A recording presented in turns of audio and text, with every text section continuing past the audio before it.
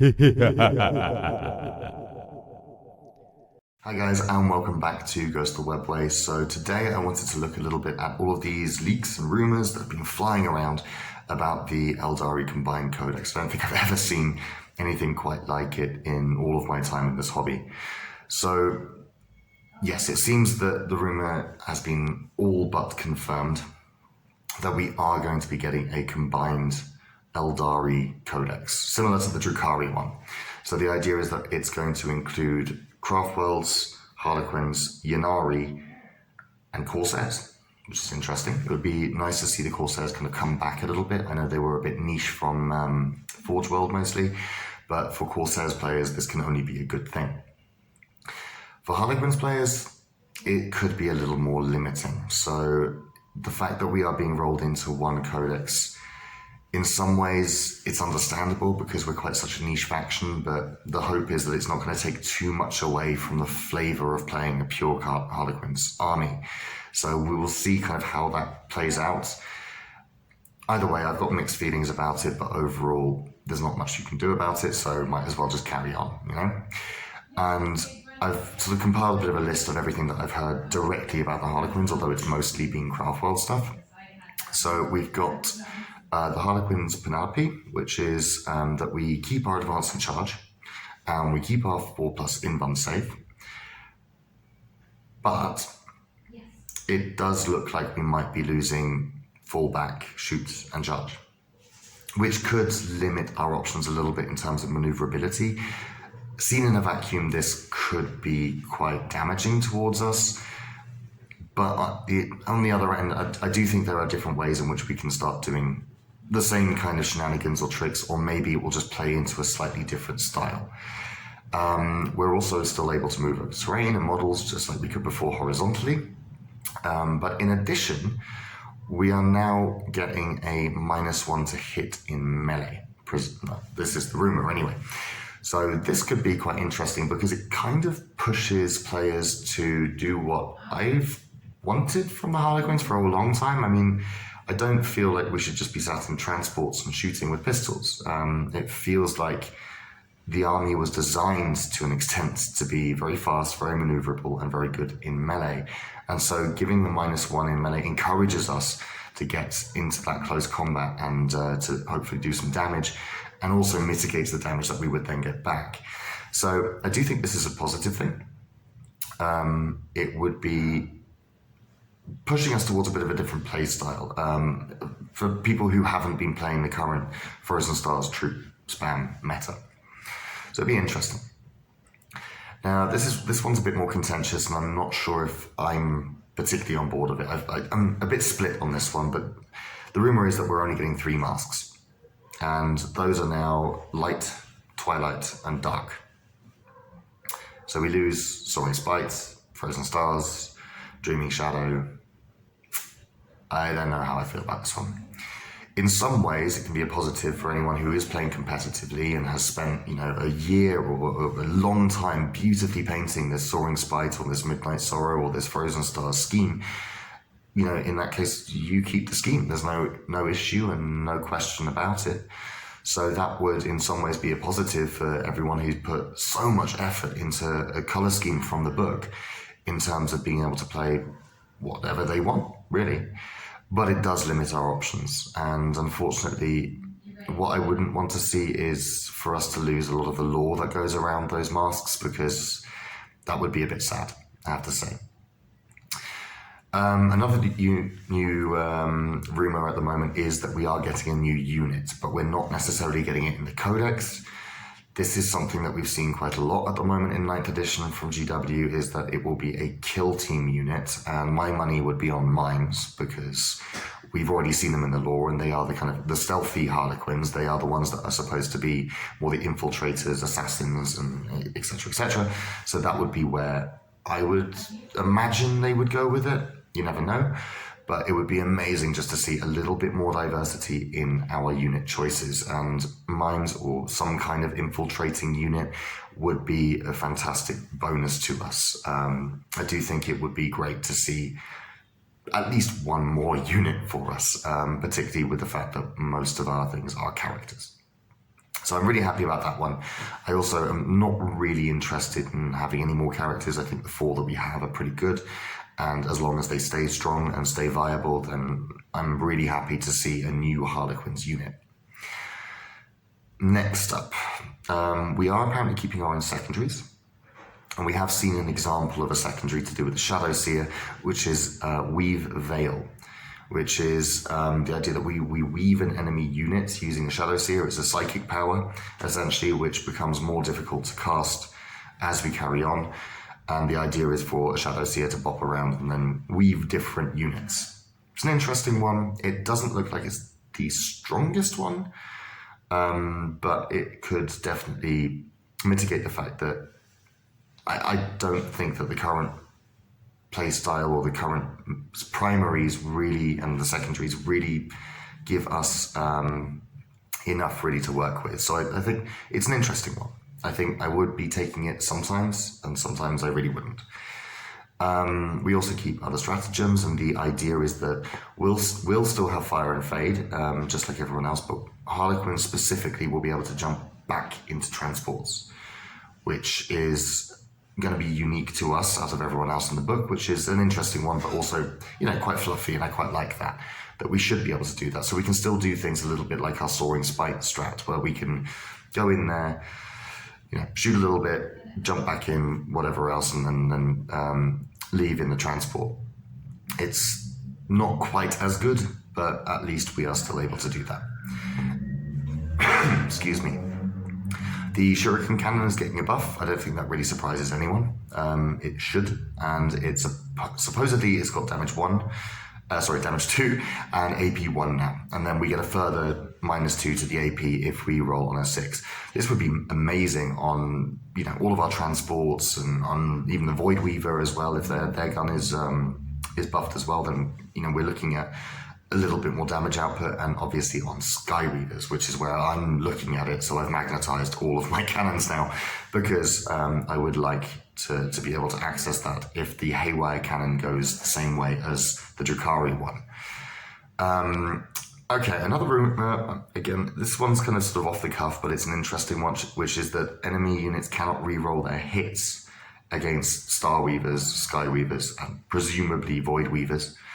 Again, a bit of damage mitigation. It could be quite interesting. It depends on what we're losing. If we're losing the -1 to hit that we naturally have now, then it's not so good. If we keep that -1 to hit, that could potentially actually be really good in just keeping us alive for that little bit longer. Based on this idea of the combined codex as well, apparently Craftworld's players will be able to have a free patrol of Harlequins in their army.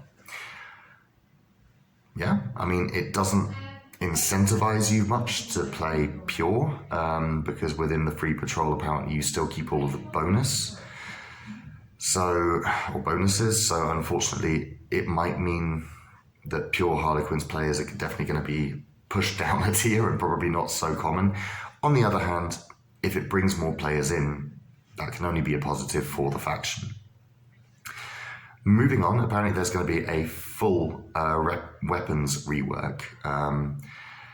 This one's going to be very contentious for anyone who's gone out there and bought third-party bits, because apparently we can only play our troops out of the box, meaning that you are limited to 2 fusion pistols, 2 neurodisruptors, 2 embraces, 2 caresses, and then as many kisses, shuriken pistols, and blades as you would like. I think a lot of people are going to be a bit annoyed about this one. I'm not particularly, because I don't play fusion spam. I just never have. So for me at the moment, I'm actually building my second Harlequins army, and to future-proof them a little bit, I am giving them quite a variety of different weapons to see how this goes. The other rumor is that the fusion pistol itself is going to go up to damage 2 plus 6. Now the worry that I can understand as well, aside from the modeling side of things, is that are we going to have enough anti-tank and anti-monster damage output to be able to keep up with the current, the current meta, or to play competitively? We'll see. That's pretty much the answer. I like Haywire Cannons versus vehicles. I like strong characters with lots of mortal wound outputs against monsters. Who knows, really? Honestly, who knows? We need to be able to compete in that front without souping in Eldar if we want to be playing pure. But yeah, what can you do? If that is the way it is, that's the way it is. And if anything, I do think that having box loadout should really be the norm throughout all of GW's products, because it is, well, it's beneficial to the consumer, so, and particularly to new players. So if you buy a box, but you feel that you need, 3 times the amount of weapons that are available in that box, you have to buy 3 new boxes, which doesn't really make sense if you want to make one squad. So honestly, I think this is actually a positive going forward in the game, pretty much for any new player and even existing players, because if I buy a box of Harlequins and everyone is playing 4 fusion pistols, but I've only got 2, and I'm buying another box just for the 2, or I'm buying 3D printed, third-party bits to be able to make a squad, I feel a bit cheated. I don't know about you, but I would. So I think it is generally like quite a good thing for the game. I hope that they continue with this with everyone, really. Because when you get a box, you shouldn't need extra to make that box work. Just my opinion. Okay. So we have a couple of the psychic powers have been leaked. Twilight Pathways still gives you a free move, or fallback, or advance, or any of these things, but you cannot charge after using it. This has been the same with all double move things. It doesn't really surprise me. It's, not fantastic for us, but quite honestly, again, it's understandable. Now, the one that I'm more interested in is how Fog of Dreams has apparently changed. This one is saying that you can, it's a blessing cast on 1 unit, and you can only then target that unit if it is the closest model to you, or you are within 12 inches of that unit. And that can be very strong. There are a few of these abilities floating around the game at the moment, but particularly for us, to protect that particular character or to protect that particular objective and tank it with something else like a Star Weaver or something, that would be fantastic. I do think that's a very, very good thing for us, and it really helps with our damage mitigation that we're sometimes lacking a little bit. And the one that I'm probably a little bit more skeptical of is that apparently all Harlequins now fight on death. Could be interesting. So that would mean that every single one of our troop, if it dies, can just, attack you again. That would increase our damage output incredibly. And with things like the -1 to hit melee and everything, having the increased durability, potentially a new weapons profile for all our melee weapons, which would increase our damage output then, and then being able to fight on death on top of that, would be very strong. Very, very strong. But then you are definitely wanting to go into melee. My question is, if all of these things are buffs that we're getting, how expensive are we going to end up being? There is another rumor floating around that our points are increasing. I personally think that we should be a bit of an elite army, so I don't mind that so much. But altogether, these things are pushing for a very different strategy. So going over everything that I've gone over so far, we do have some shooting output buffs, but it looks like the new way in which Harlequins are going to play are we want to get into melee quickly, we want to be punching into units as fast as we can, and then even as we die, we're going to be then causing more and more damage to take as many things with us as possible. I think this could be incredibly fun. I really hope that we still have a few of our movement shenanigans and all of these slightly more tricksy elements to our codex, and that would be my hope. But we will see. Overall, I would say that it is a mixed bag. There are certain things that we are losing. You're no longer going to be able to play maybe necessarily the Harlequins army that you have now, but this is how change works in this game. And if it buffs us without making us too broken, or to the point of, let's say, Drukari Mechanicus at the moment, then I'm all for that, because we want new players coming in, which this encourages. We want to be able to push a different way and different ways of playing, which this encourages. And for me, this kind of looks a little bit like this is the way in which I would want to play Harlequins anyway. That I want to be in combat, I want to be pushing people off objectives, and I don't really want to be standing still for any particular time. Anyway, that's all from me for today. What do you think about the rumours, if you even believe that they are true? How do you think that this would alter our faction and change how we play? And are you looking forward to the new rules as much as I am? Because I'm really excited, regardless of the combined codex element, of seeing new rules coming out for the army and hopefully that new unit, which we will see as soon as possible, I hope. Anyway, that's all from me for today. Thank you very much for listening. I've been Kit, and I'll see you all next time.